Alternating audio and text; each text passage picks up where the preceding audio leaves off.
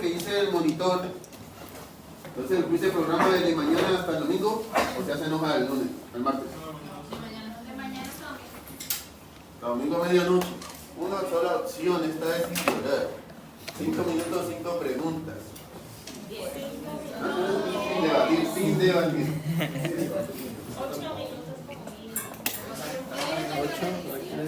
Entonces, listo, sigamos.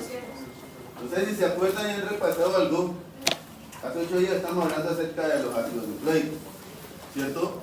El ADN y el ARN. Y lo básico y principal que tenían que acordarse, pues las principales diferencias entre ellos. El ADN es de una doble cadena y el ARN o RNA de cadena simple.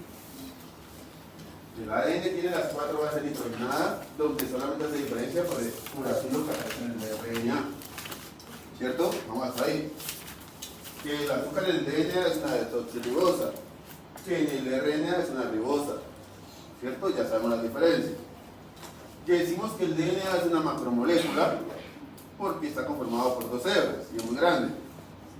El RNA es más pequeño. El DNA se encuentra siempre en el núcleo.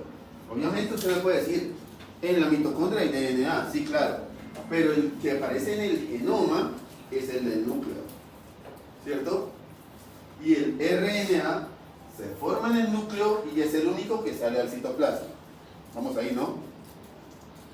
El DNA constituye los genes. ¿Qué es un gen? Es la unidad básica de la herencia, la vamos a mirar. Y el RNA está involucrado en la síntesis de proteínas, que eso es lo que vamos a intentar entender hoy. ¿Listo? Son como las principales diferencias. ¿Vamos ahí todos? Bien. Entonces hoy vamos a ver el flujo de la información genética. Vamos a hablar acerca de los procesos que sufre la información genética desde cuando se encuentra almacenada en una molécula como el DNA y se expresa hasta formar una proteína. ¿Por qué es importante eso en su mundo?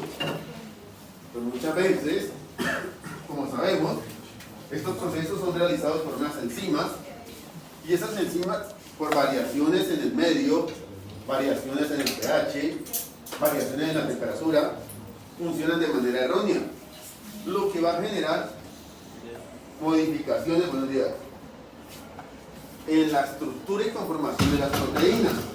Entonces va a generar lo que se llaman mutaciones y entonces van a tener un efecto en el funcionamiento de un organismo, ya sea o positivo o negativo, lo que lo va a afectar a usted.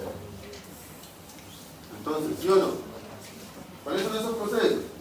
El primero de ellos es la replicación, el segundo de ellos es la transcripción, luego sigue la traducción.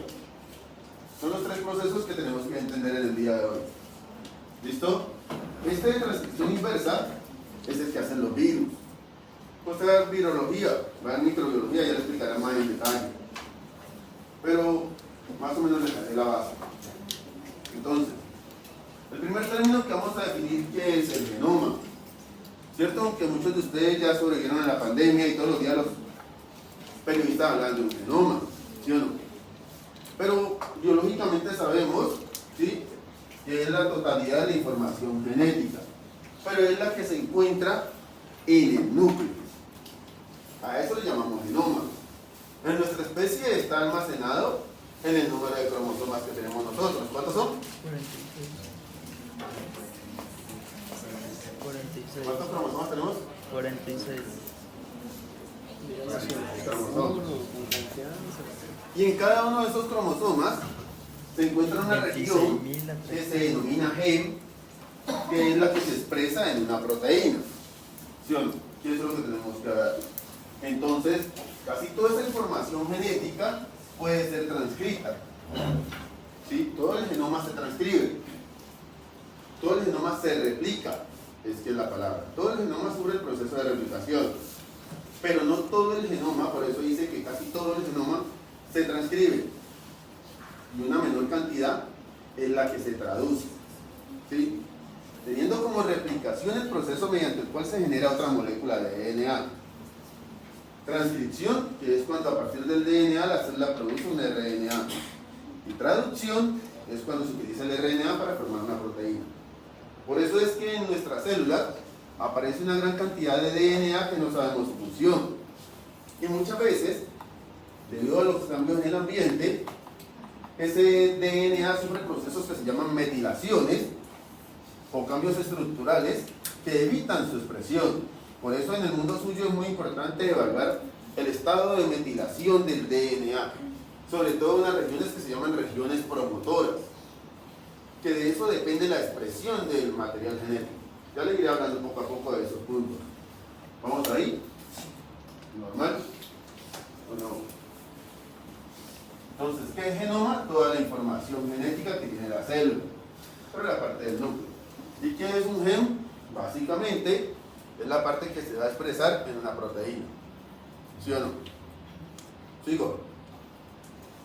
Entonces, el primer proceso que se realiza en el DNA es la replicación. ¿Qué es una réplica? Una copia. Puede ser idéntico, ¿cierto? En este caso, debe ser idéntico. Solamente se modifica cuando suceden errores en la maquinaria que ejecuta el proceso de replicación.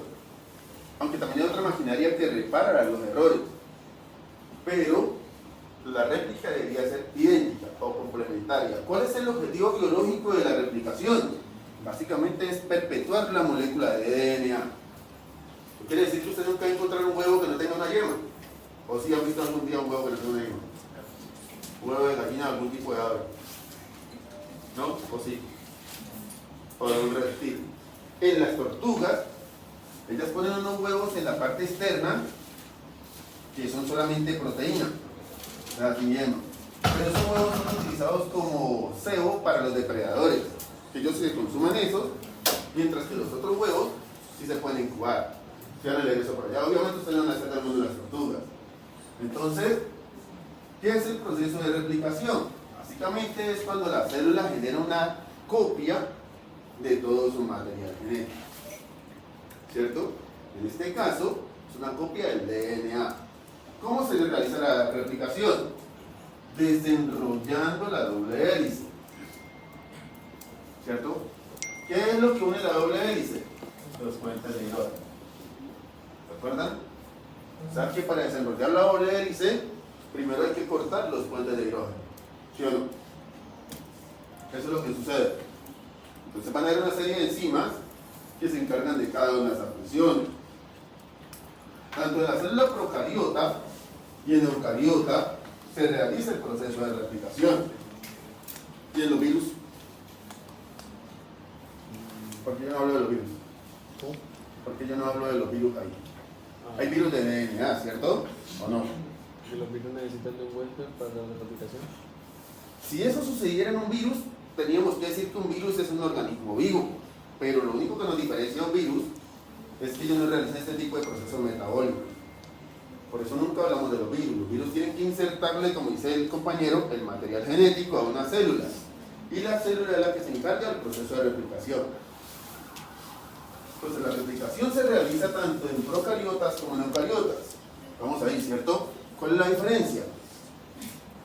Que las procariotas tienen un solo cromosoma. Entonces tienen un solo origen de replicación. Mientras las eucariotas tienen múltiples cromosomas. Van a tener múltiples orígenes de replicación. ¿Qué es un origen de replicación? El sitio donde inicia la replicación. ¿Sí o no? ¿Me entienden? A eso le llamamos replicación. Entonces, la replicación se realiza en 3 fases. Una fase de iniciación, una fase de elongación y una fase de terminación. ¿Vamos ahí? ¿Cuáles son las enzimas que participan en cada una de esas fases? Que eso es lo que les voy a preguntar. La topoisomerasa, la helicasa, proteína de unión a hebra sencilla, primasa y cebador. Teniendo en cuenta que el cebador es un fragmento de ARN de 10 nucleótidos. No es una enzima, es un fragmento.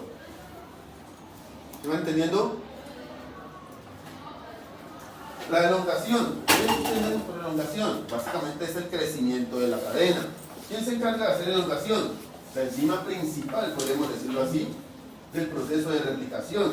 Se llama la DNA polimerasa. Y les estoy diciendo que es una enzima.